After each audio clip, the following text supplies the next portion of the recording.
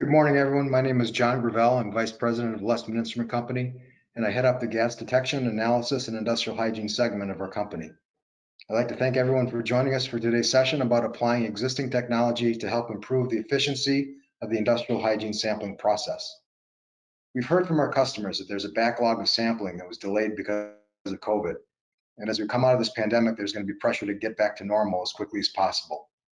This puts additional pressure on our IH customers to execute their sampling projects as quickly and efficiently as possible, all while maintaining the quality and defendability of the results. During today's session, we're going to review the air sampling and calibrator technologies, discuss the programming and setup of air sampling, and learn about interconnected calibration, all with an eye on maximizing the efficiency of the sampling event. Our speaker today is Aaron Apostolico, who is the Industrial Hygiene Business Manager for Sensidyne. Aaron is a certified industrial hygienist and product line manager with Sensidyne, who's responsible for managing the occupational health and industrial hygiene equipment across the business. He also provides technical support to the global marketplace. Aaron is well versed in the practice of industrial hygiene as well as environmental health and safety management. His specific knowledge includes evaluation of safety hazards, accident investigation, risk analysis, safety program audits, safety training, compliance review, and development of and implementation of safety programs. Of course, he's also highly skilled in industrial hygiene air monitoring, including the evaluation of field test results and the management recommendations from those. Aaron received his degree in environmental science from Rutgers and has done graduate work in occupational health and safety at the University of South Florida College of Public Health. He currently holds professional designations as a certified industrial hygienist, certified safety professional, and as a certified indoor environmental consultant. Quick comment on housekeeping. We're going to need to mute the microphones during his presentation, so please type any questions you have into the question box in the GoToWebinar toolbar. We'll try and weave them into the presentation or cover them in the Q&A section at the end.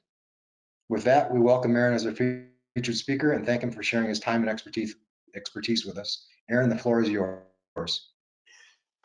Thank you, John. And again, thanks to Lesman for inviting me to, share this presentation. As John mentioned, I've been involved in industrial hygiene now for over 20 years. Most of what I spent was as a consultant for a variety of engineering firms where I was actually out in the field conducting most of the air sampling as well as other industrial hygiene type of sampling. So lots of field experience, which has, finally brought my career around to the manufacturing side, where being a subject matter expert in air sampling and instrumentation, it was only a natural fit for me to step into a position with Sensidyne, who develops and manufactures the Gil Air line of air sampling pumps and calibrators. We're going to talk today mostly about some benefits of air sampling and calibration technologies. I'll go over some tips for programming and setting up your air samplers that will inevitably allow you to save time and be more efficient. And we'll also talk about some advantages of calibration through interconnected devices. Air sampling has really come a long way in the last, 10 years, but since the turn of the century in the early 2000s, we have new technologies available that really makes the air sampling calibration so much easier for industrial hygienists, stuff that I wish I had 20 plus years ago when I first started. Some practical applications, saving time when setting up your air sampling pumps in the field, saving time during calibration and record keeping, monitoring pump activities during your actually sample events, and using metadata, which is now in the latest technologies, to determine if a sample is truly representative or not. So with that being said, I'd like to kind of start our presentation today really talking about the evolution within air sampling. We've come a long ways since the 1930s when, the first pumps, were really developed. These pumps were developed mainly for the mining industry. They were actually manual hand cranked pumps. So it actually took 2 people to, operate or collect a sample on an individual. At this time, they were sampling only through impingers, a liquid media, to collect a sample. And obviously that was difficult and really challenging to both calibrate as well as, monitor what the exact volume of flow was. So to get a proper concentration, early on in the 30s was very difficult with the technology that was available. As time went on in the late 30s, the midget impinger was developed, still liquid medium, but now it was in a smaller package, which allows a little bit more of an ease of use for those industrial hygienists at that time. As we moved forward in time to 1957, we had the first battery operated personal pumps. Again, these were used in the U.S. mining industry. And one of the also big changes was we first switched over from having that liquid medium in the impingers to now conducting sampling with filter media. Moving into the early 60s, we had more commercial pumps that were available and used in other industries outside of mining, both in the US and in Europe. In early 1970s, around 1973, low flow pumps were specifically developed for collection of gases and vapors onto sorbent tubes. And I have some pictures here in the early 70s of some of those earlier pumps that allowed for some low flow collection of air. As the 70s progressed, one of the big innovations that came out in the mid 70s was constant flow control on these personal air sampling pumps. And as we get a little bit more into this presentation, I'll really talk about the benefits of that constant flow control and why it's used and how it's used. In 1976, you can see that there were some combination high flow, low flow pumps. They were still fairly large in size, but now you had more capabilities within a single pump. In the 1980s, we had our first automated calibrator systems. Part of what we'll talk about today is also some of the evolution of calibrators, and then how more technology advanced within calibrators to allow for, again, ease of use and more accuracy within our air sampling protocols. In the 1980s also, we had these high flow and low flow constant flow pumps were more commercially available. This was generally the Gillian line of pumps that we represent today. In the 1990s, the evolution started moving more into electronics. So we now had digital displays and new charging apparatus and even new battery technology. In the early 2000s, we started to get into things like automatic calibration, pumps that could actually correct for standard temperature and pressure, and even early PC applications that allowed viewing of either air sampling or calibration data. And then most recently in the last decade, we really got into the Internet of Things. And this is where we have interconnected devices and Bluetooth applications that allow us to both control pumps and also view metadata on pumps. And I'll talk a little bit about how that has helped industrial hygienists along the way and what type of metadata is truly important and beneficial to the industrial hygienist. So as we get into some of the air sampling technology, it evolved to allow users to better prepare their sampling events and be more responsive to actually changes that occurred during their actual sampling day. These pumps had menu-driven interfaces, which differed from the historic pumps, which basically had an on-off switch and maybe a needle valve to adjust the flow. So a menu-driven interface really allows you to set certain parameters on your pumps and control it without the need for additional tools. Pumps also, continue to become smaller, lightweight, and quieter. And this is really, important for those end users because a loud pump and a lot of vibration could really impact, and cause discomfort to the end user. So we really wanted to enhance that end user experience.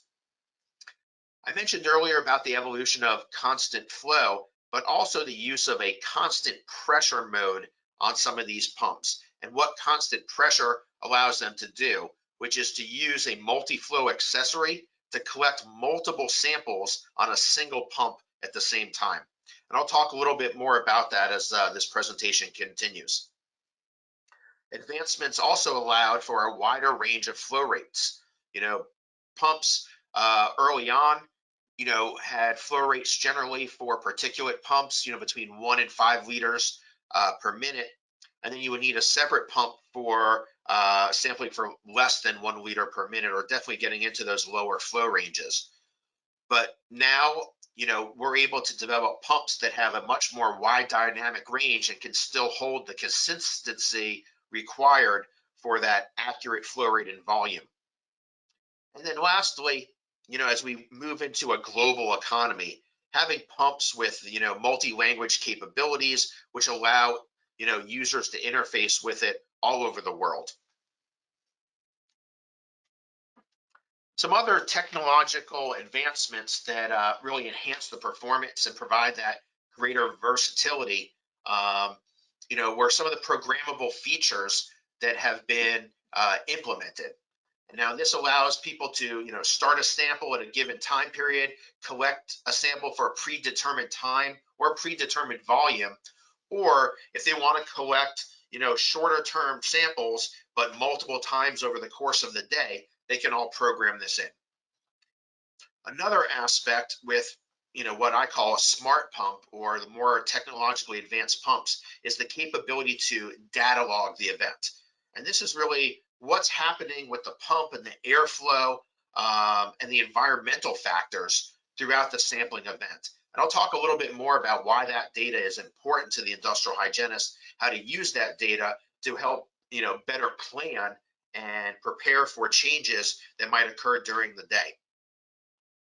I mentioned earlier the potential, the capability for pumps to correct volumes for standard temperature and pressure. Now, this is more useful if you are in locations that are, let's just say, high altitude up in the mountains, or working down in mine shafts because of the changes in pressure. Also, if you have job tasks where they might have to go in and out of different temperature areas, whether that's cold storage facilities and or job tasks that bring end users or the workers being monitored outside into frigid temperatures, having an STP corrected volume is critical to make sure that you get that accurate concentration as you report that volume to the laboratory. I mentioned an interface with, the PC. Again, as we moved into the 2000s, this allowed us to upload the data that we logged in our pump, as well as download programs and actually program from a computer directly into the pump itself. Another key feature that we'll talk a little bit more about is Smart Cal automation, or automatic calibration. This feature is available on not just our pumps, but several other competitor pumps too. But this is an advancement of technology that allows the interconnected devices to really speak with each other to get to that fine set flow rate without having to make small constant adjustments manually or with that set screw like you had to do with older pumps. And then we'll get into a little bit more about both Bluetooth enabled devices, but also motion technology and how that feature and some of the metadata surrounded by it can also be used by the industrial hygienists. So I wanted to call out some general tips for setting up your air sampling pumps, and then we'll kind of talk and discuss about ways to use our equipment to address some of these suggestions and recommendations. So first of all, it's critical to identify the sampling method and choose the right pump that will meet the method's flow rate and back pressure requirements. So what do I mean by that? Well, certain methodologies, whether it is sampling for particulates with a certain NIOSH method, will give you a range, maybe somewhere between 2 and 4 liters per minute. So you would want to make sure that you have a pump that can sustain 2 and 4 liters per minute. And then back pressure requirements. Well, it might be able to run between 2 and 4 liters per minute, but depending on the media used, and specifically if it's a filter cassette, the pore size of that media.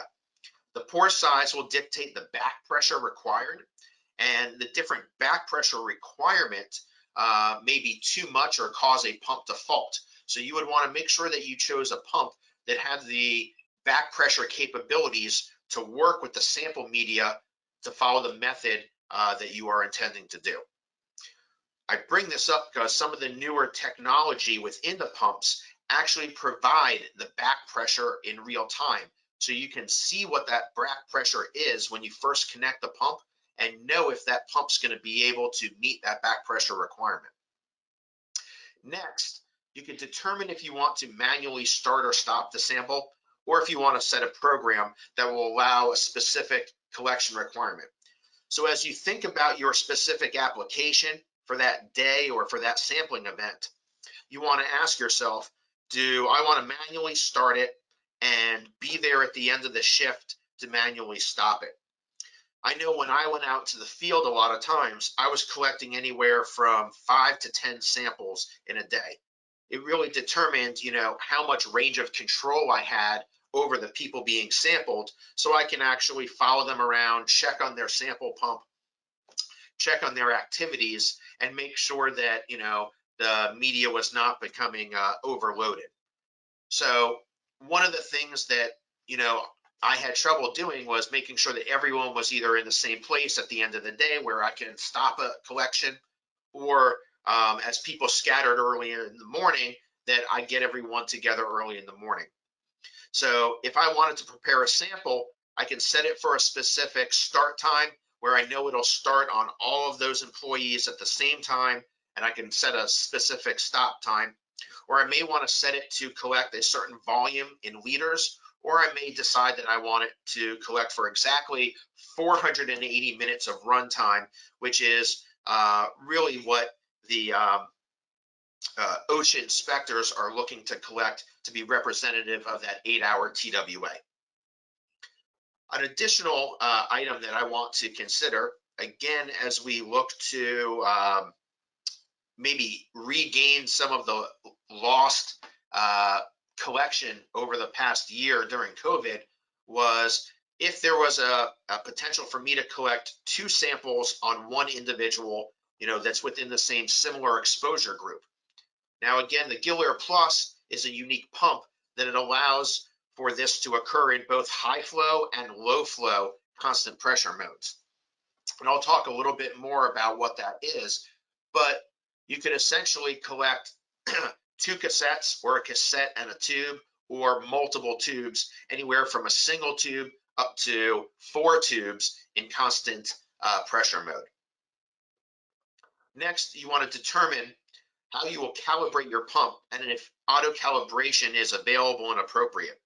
So you want to not only pick the right pump, but pick the right calibrator to go with it too. Calibrators generally have limitation of ranges as well. So you want to make sure that the calibrator you choose, excuse me, matches the flow rate that you want to calibrate. That is to say that, even calibrators in that middle range or medium flow range, let's just say may start at 500 cc's up to 5 liters per minute. If you're trying to, capture, something on the lower end of that, it's going to take a lot longer, and there may be overlap with a different calibrator that's on the low end that would actually calibrate faster. So again, something to consider when you look at the flow range of your calibrator to match it to the flow range of your air sampler. And then finally, determine how you will observe progress of your sampling event and if an interconnected Bluetooth device can aid in this oversight. And I'll talk a little bit more about the Gil Air Plus and its Bluetooth capabilities, as well as the Gillian Connect mobile program and how the Gillian Connect mobile program can, help both save time and help with that oversight for the industrial hygienist. So Gil Air Plus Quad Mode, this is a unique feature to our Gil Air Plus model. It allows for high flow constant pressure, as well as high flow constant flow, low flow constant pressure, and low flow constant flow. This is basically 4 pumps in one. So in addition to understanding what the ranges are for constant flow, in high flow constant flow, you have a range of 450 cc's all the way up to 5,100, 5.1 liters per minute. In low flow constant flow, it starts at 20 cc's and goes up to that 450 cc's. However, I'm also going to talk to you about if you need to sample less than 20 cc's, you can do that in our low flow constant pressure mode. And I'll talk a little bit more about how to do that. And I also have a bullet on here to really talk about the back pressure range. It's important to look at that back pressure range. And in the diagram below, you can see that run menu that's on the Gil Air Plus. The first item you see on the column to the right is BP, which is a back pressure, which is showing here at 1.1 inches. So that's something that actually gives you a real-time metadata piece that can be useful during your sampling event and also after your sampling event when you're reviewing the event log.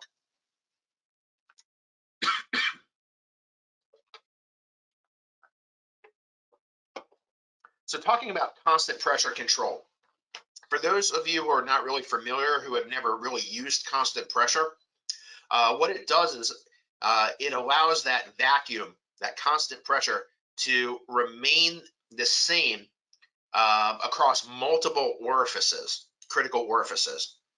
So we have an accessory, which is a manifold system, which you see in the slide in the bottom right corner.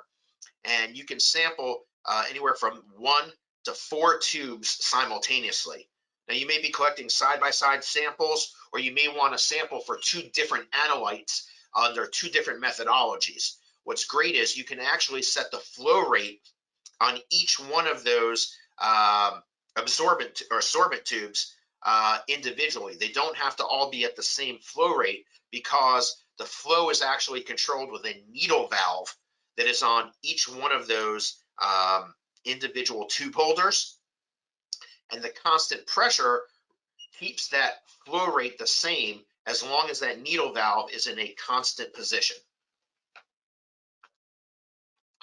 Now, I also mentioned split flow testing in constant pressure high mode.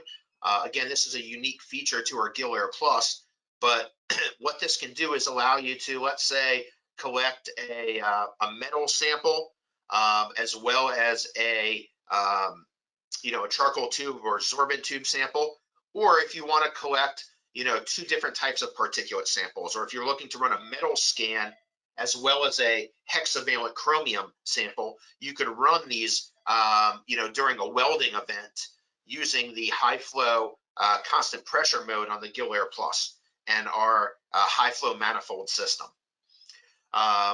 You should note to keep the total flow to less than 4 liters per minute. And another note is that you should not use the split flow samplers when using size selective accessories like a cyclone or an impactor. So, I mentioned earlier about some, programming features, and I'll talk a little bit more about some of the programming features within the Gil Air Plus as just kind of a general overarching view of, some things that an industrial hygienist might want to do with that program.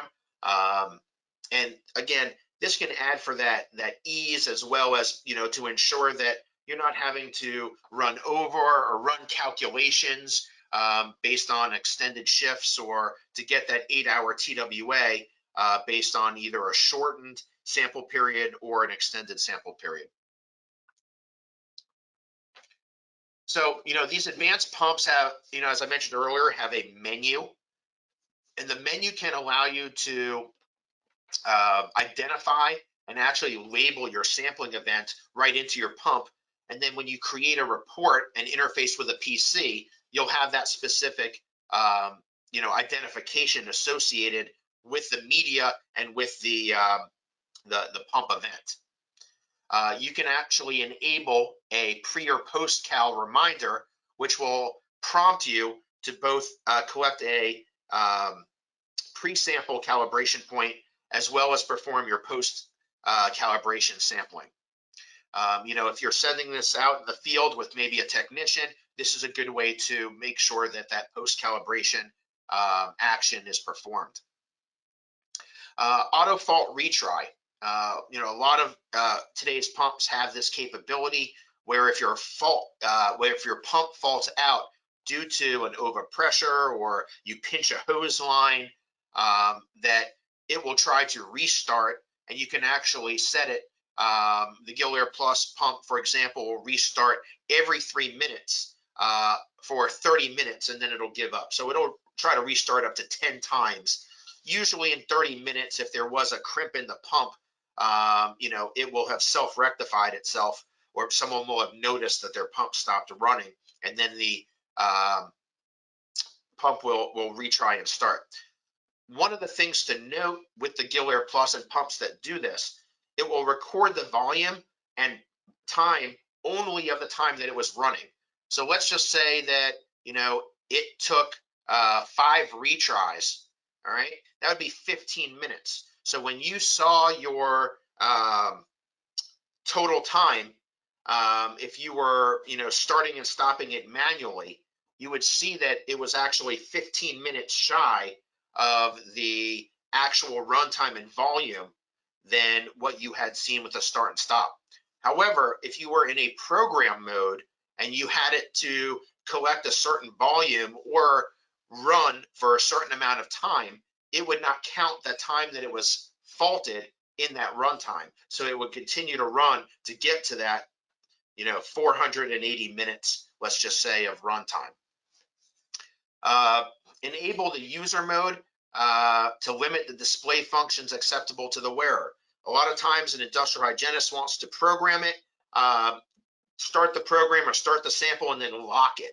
So this is another feature that you can do with these menu-driven pumps, is make it so either a code has to be entered or a sequence of buttons has to be pushed in order for the pump to be unlocked and shut off.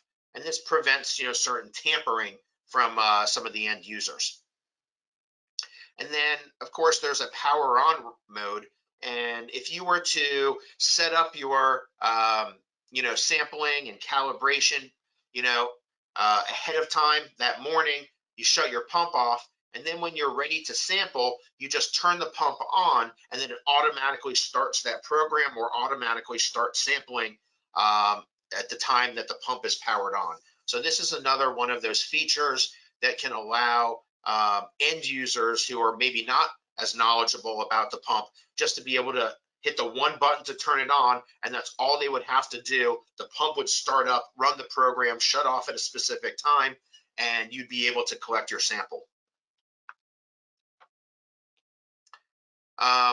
Some other things, as I mentioned, you can perform Smart Cal. You have to turn on this feature, but if you want to, it'll allow your pump to communicate to one of several different calibration devices that will interface with a data logging or a smart pump with this enabled feature.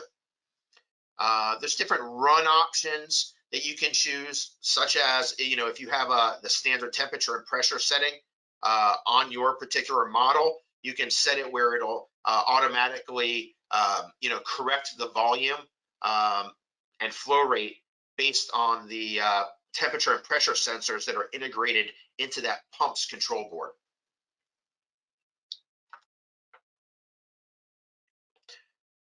So I talked a little bit about the control mode. Here on the illustration, you can see that you can use the menu functions to kind of toggle between the few settings, whether you want it in constant flow, high or low, or if you want it in constant pressure, high, or constant pressure, low. So here you can see it's in CPH, which means constant pressure high. You would make sure that you select that, and then if you hit enter, it'll change the setting across that bottom menu of the screen to show that you are in high mode, constant pressure high, and the MAN means you're in manual mode. If you were in a program mode, it would say program 1, program 2, or another named program if you had set your own program name. Again, in the run mode, this allows you to choose that manual or auto start stop, whether you want to choose the volume, as I mentioned before, or that specific runtime, whether you want to capture a short-term exposure limit and you want, or a ceiling limit, and you want to set it for 15 minutes, or if you want to set it to shut off at that predetermined 480 minutes of actual runtime.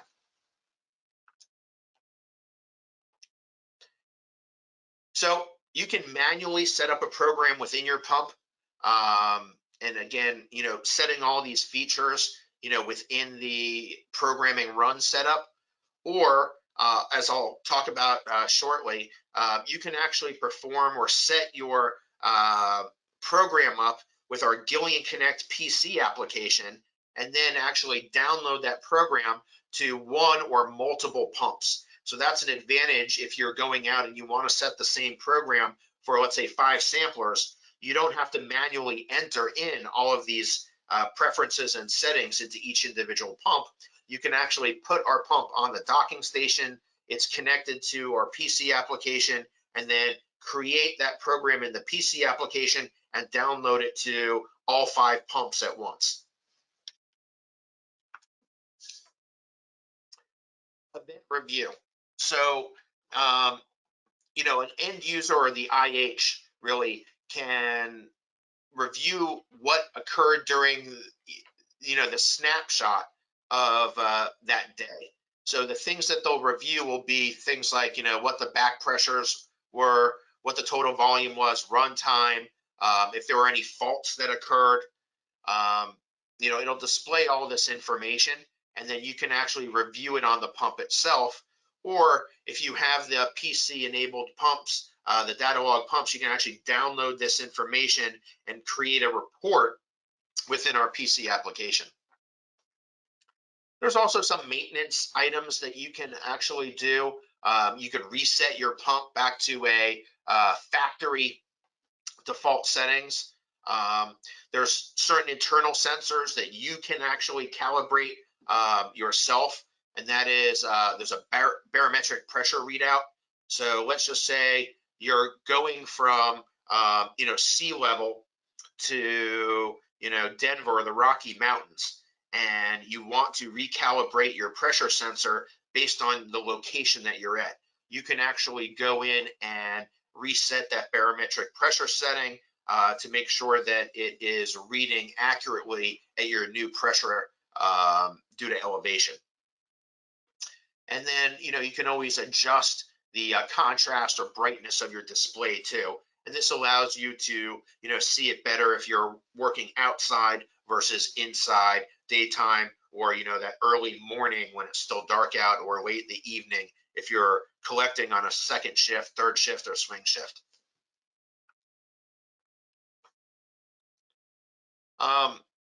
So while all of our Gil Air Plus models have certain programmable features, the more advanced features are only on our data logging and STP models, which have different boards in them that actually allow them to interface with our PC application.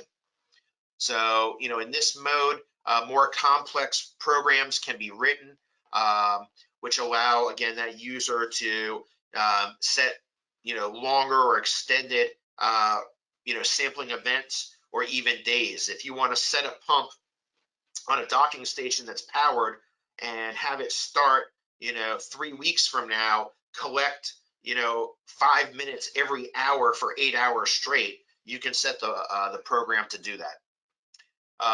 These pumps, as I mentioned, can be sampled for sampling cycles, allowing that fractional runtime, especially if you're looking at longer surveys or certain types of indoor air quality surveys. So I talked about going to the run mode setup and creating these programs. When you run the sample, the pump display will indicate the pump is running in a program.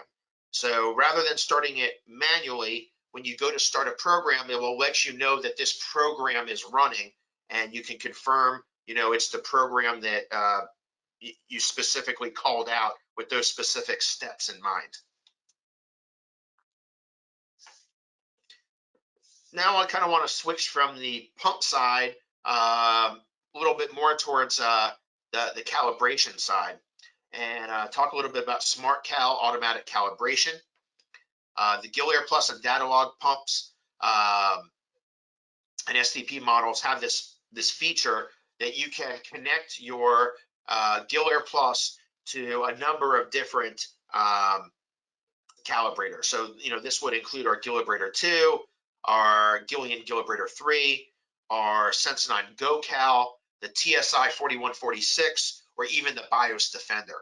And there are certain protocols for communication that will feed back what the calibrator is reading to the pump, and then the pump will automatically adjust to that reading to get it to a point where it's within just a couple percent of the target flow rate. So this really helps to do it without having to manually hit the plus and minus key and make small adjustments and enter and reset it. I will note that when I do finish my auto calibration process, I go back and do a final calibration where I'm actually recording my multiple sample count and averages, where I can then use that for my set flow rate.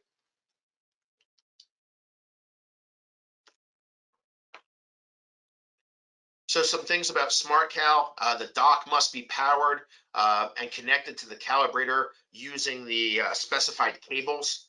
The SmartCal is initiated through the setup menu on the pump.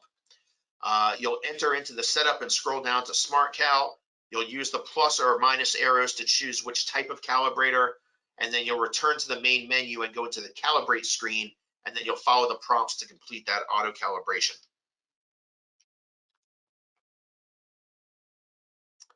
So I mentioned about that PC interface.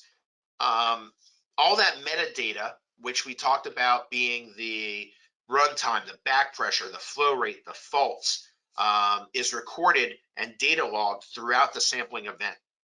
Through our Illian Connect PC application, you can actually download that information and turn it into a report with graphics. This is an example of what the Illian Connect app looks like.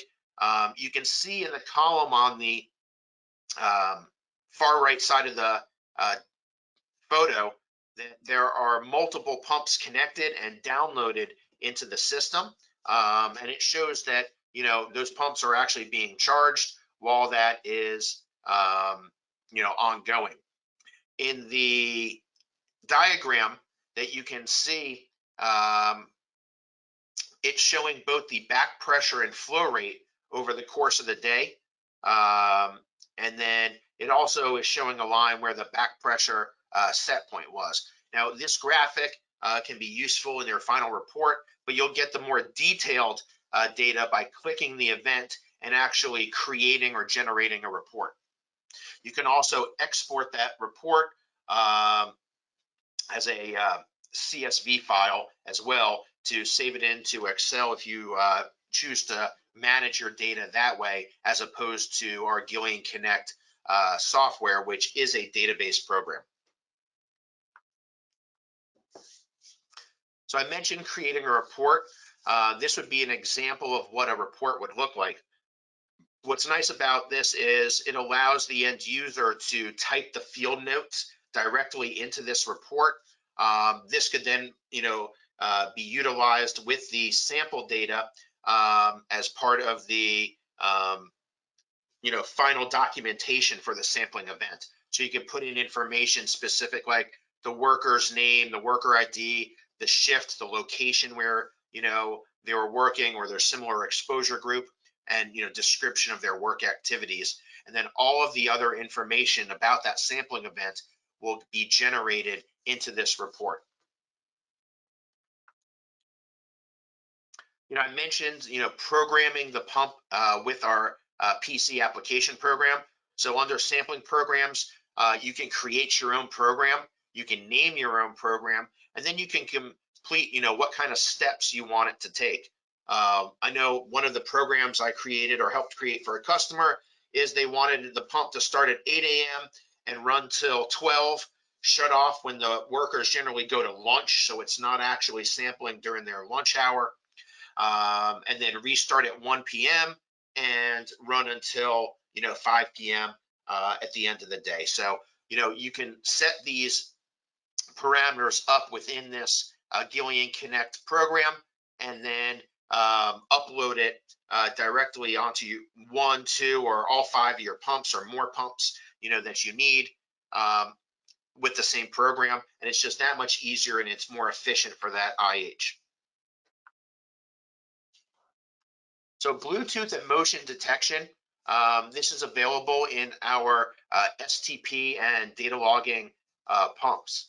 So what is it that you are monitoring?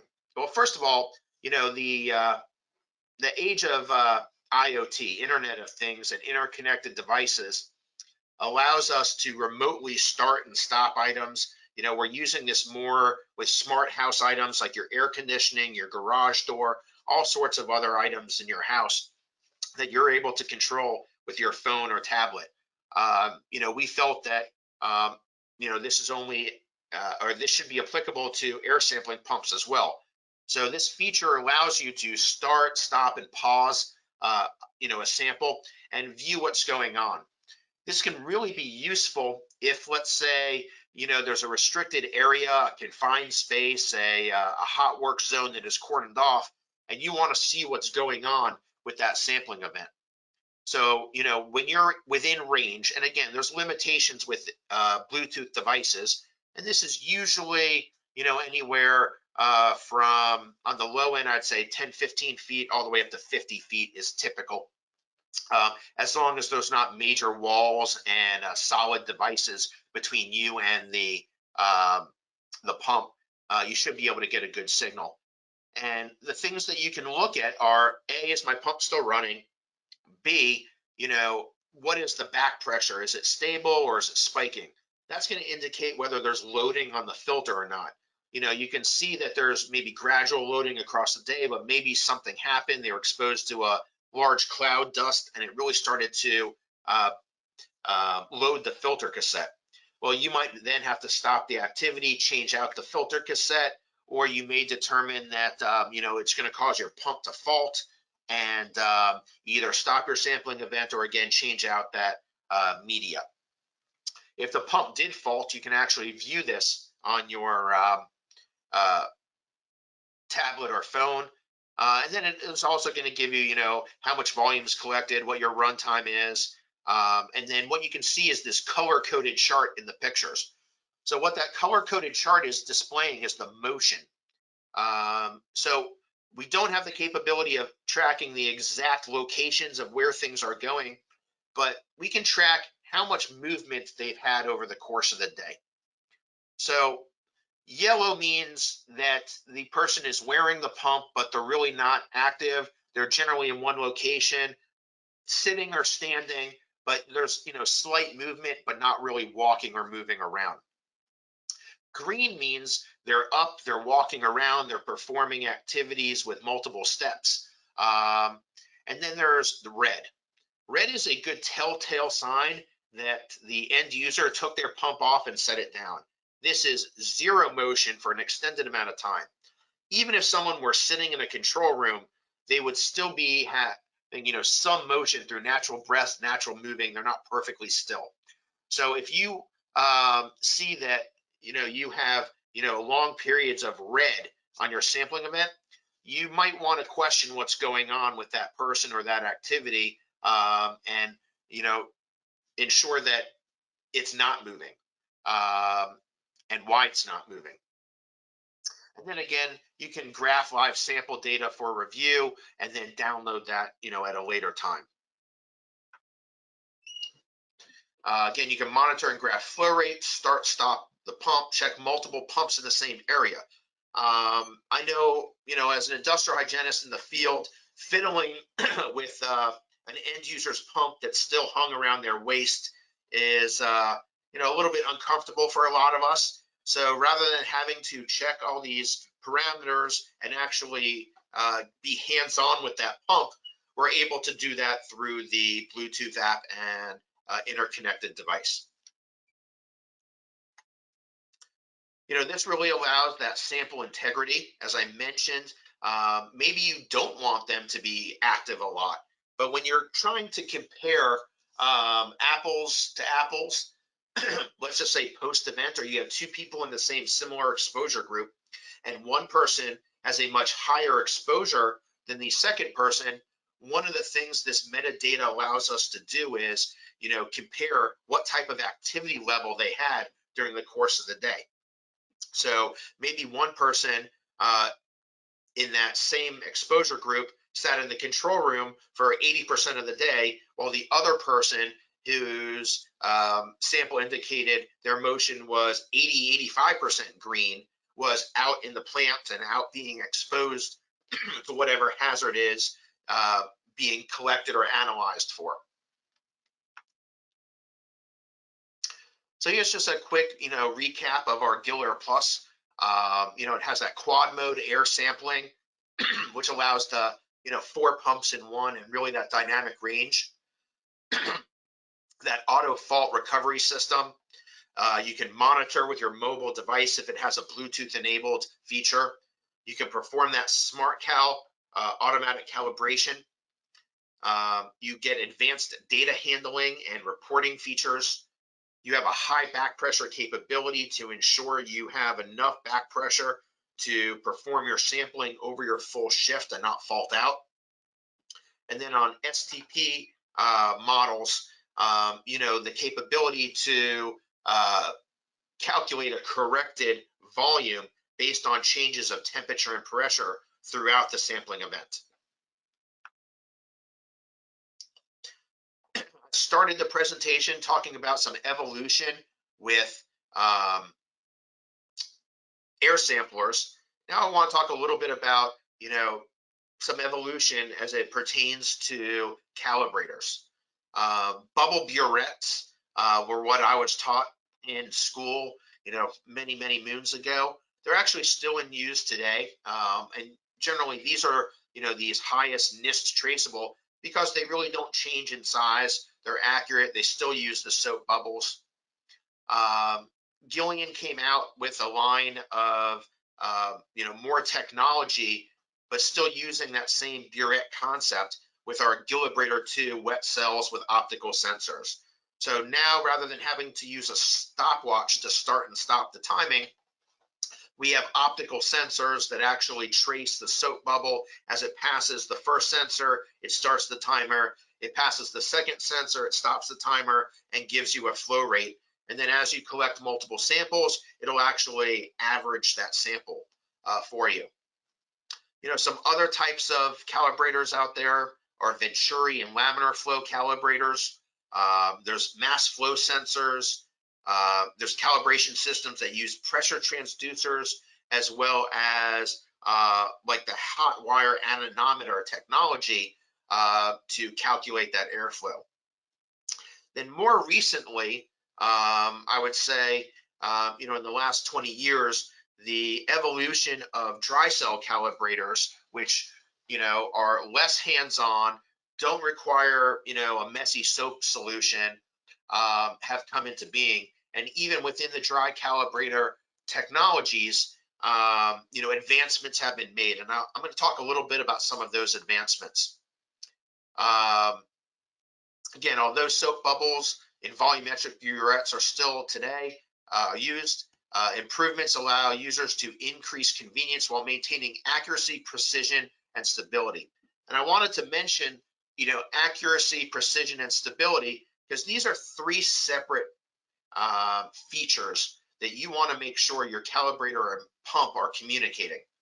You can be accurate but not precise. You can be precise but not accurate. But to really be accurate and precise, you really want to have a stable reading and stable source. And some of the circuitry and sensors in today's modern calibrators and pumps allow for that stability. So newer primary dry cell calibrators, again, are more convenient. They eliminate the need to manually generate the soap bubble and, can produce more metadata than, previous models and previous technologies that were in existence. Some additional advancements are, you can select between a continuous run mode if you want to monitor, changes in airflow over a long period of time, or you can set an average, and you can set that, to either a custom number or, a predetermined number like 5, 10, 15, or 20 samples that you want averaged. You can also now customize what you want displayed, whether it's the language, whether it's how you display date and time, or your units of measurement, whether that's pressure, temperature, or even flow rate. Internal sensors can be used within the calibrator itself to autocorrect for STP. Again, this is another feature. If the pumps you're using don't have STP, you can actually calculate what that STP would be based on, the internal pressure and temperature sensors. So in this home screen on the Calibration 3, you can see that the ambient temperature is 26.6 degrees Celsius and the ambient pressure is in 406.8 inches of water.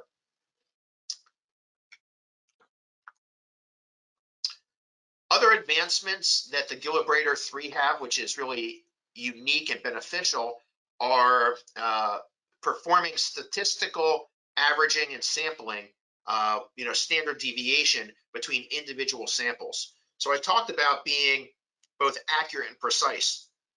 The average may work out to the value that you expect to see, but if there's a large deviation between each one of the samples, this may indicate instability in either the sample pump or the calibrator that may be causing an artifact. Next, there's improved user interface. The Calibration 3 allows a user to actually put in information like what the pump serial number is, what the media cassette information is or media number is. This way you can actually create a report that will link your air sampling event and your calibration log together, which is an important and integral part of sample integrity. The Calibration 3 also allows you to perform some field maintenance checks. This can be advantageous to look to see if, my battery is going to be good for calibration, if I have any impedance, or if there's any leaks in my system. There's also useful information about when your calibrator was last calibrated, when your flow cell was last calibrated, battery health information, and filter health information. What's good is that if you create a report from your calibration log, which will have all this information in it, you may get questioned on it, or if it goes to litigation 2-3 years from now, you can go back and say, yes, I calibrated my pump. At this time, this is what my calibration results were. And by the way, my calibrator was also within calibration. So these newest piston style calibrators also have a pulse-free technology, which creates a stable flow. I only mention this because there are other competitor dry puck flow cells, calibrators, that the puck itself, if it's not a stable, consistent motion and movement, can create an artifact that the pump will pick up on. So what that means is the pump in constant flow would adjust to a change in pressure that it might see if, let's just say, the puck were slamming down over and over again on some of these other dry cell calibrators.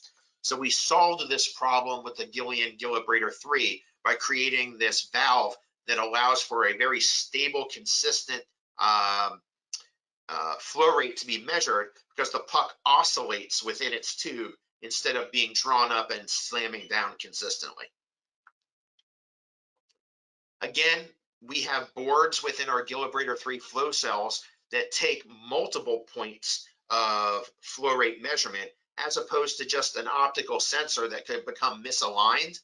A fixed array system will actually measure movement across multiple pumps. And I want to say there's around 19 or 20 sensors within the fixed array system that is utilized within our Calibrator 3. So this is another advancement in technology that can help give a more accurate representation of flow rate as it's being calibrated. I did mention that the Calibrator 3 can actually create reports or calibration logs. Again, this is really important and should be a step that is performed with every air sampling event. Doing it manually again takes time. Sometimes it's difficult to transcribe it later on, and also having a actual calibration log in a digital format or printed format allows for that to be reviewed at a later time, or the statistical analysis to be further performed.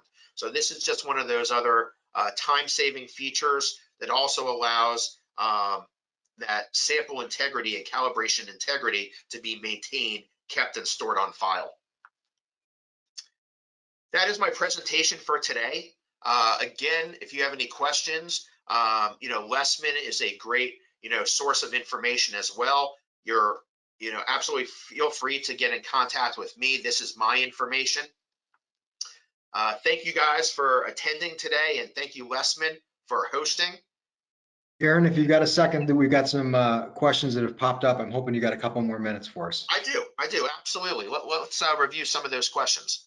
Okay, so the first comment or request was to comment on the importance of pre and post cal for legal sufficiency. Sure. So, how critical is it to do a pre cal and a post cal on a sample event? So, the OSHA manual, and here in the U.S., OSHA really dictates their performance and how they're going to monitor it. It is critical to perform that pre-cal every time you change the flow rate on the pump. Sometimes there's slight deviations, and at the time that you set a new flow rate on the pump, you want to make sure you calibrate it to ensure that that flow rate is truly met. You may put it in at 3 liters per minute, but if it's actually measuring, let's just say 2.85 liters per minute, that doesn't sound like it's much, but over the course of 8 hours, that's a significant difference in volume. The other reason why it's absolutely critical is if you are using a size selective sampler. So size selective samplers rely on particle flow dynamics. This is to say that it captures a particle size, a specific size, based on the speed at which it is pulled into that sampler and either spun out or through an impaction technology is brought across. So there you really want to make sure that your pre-calibration point is as close as humanly possible to the set flow rate determined by the manufacturer of that size selective sampler accessory. As far as post calibration, there are quite a few things that can actually alter the flow rate, whether that's overclouding of your cassette or clogging of your filter media, or sometimes battery percentage can actually cause a flow rate to drop off or drop down. But you want to make sure that your post sampling is really within that 5% range of your initial set flow in order to call it represented. If it's not representative, I still may have it analyzed, but it should be noted because your volume could be off by such a large percentage that your final concentration could actually also be off by even a further rate. Great, appreciate it. Question, and I'm not quite sure if I'm doing this justice. How do you determine the back pressure requirement for a method? And I don't know if there's a requirement to establish a back pressure. I'm not sure if I understand the question. No, it's a good question. So the method actually won't state the back pressure. This is actually something that, a lot of the IHs have to figure out through trial and error. There are some published data about back pressure at different medias at different flow rates. It's important to note that as you increase the flow rate on any given media, the back pressure will increase. So the back pressure of a 5 micron filter at 2 liters per minute will be significantly lower than that same 5 micron PVC filter at 10 liters per minute. So knowing what the capabilities are is important. One of the ways that you can determine this would be to actually purchase one of our calibration panels. And our calibration panels actually have a magnehelic gauge. You may also have other magnehelic gauges available for you to determine what that back pressure would be at any specific flow rate. So again, Sensidyne does manufacture and sell a series of calibration panels that can be used for determining what back pressure a specific media will be at any given flow rate. And that back pressure is irrespective of the load, right? So as the filter loads, the back pressure is only going to increase. That is correct. So, you may want to account for that. And that's why you might want to choose a pump of one pump versus a higher pump. So our Power Series pump, for example, have a much higher back pressure capability than the Gil Air Plus pump that we just reviewed. So the Gil Air Plus pump, I think I mentioned, has about a 40-inch back pressure capability. Our Gillian 5000 has a back pressure capability of over 70 inches of back pressure. So if you need a higher back pressure, it might drive you to pick a different pump. Great, fair enough. There's a request if you could discuss the importance of sampling for as close to 8 hours as possible for legal sufficiency. So I think it's about the sample event design itself. Sure. In order to get a representative TWA, getting a full shift is one, how OSHA, the regulatory agencies, and MSHA is going to collect the sample. If you're off by a few minutes, it's not going to be, truly detrimental. But if you want to collect for that 480 minutes to really claim, especially for legal purposes, that we are compliant against the 8-hour TWA, which is the regulatory threshold that you want to be under, then getting that 480-minute sample is really going to be your target. You can try to achieve that manually, but I do know it's more difficult, which is why using the technology and the programming feature to get to that 480 minutes, is definitely a benefit with our advanced pumps. Okay, appreciate it. There's a question here about documentation of calibration. What's the requirement for retaining documentation?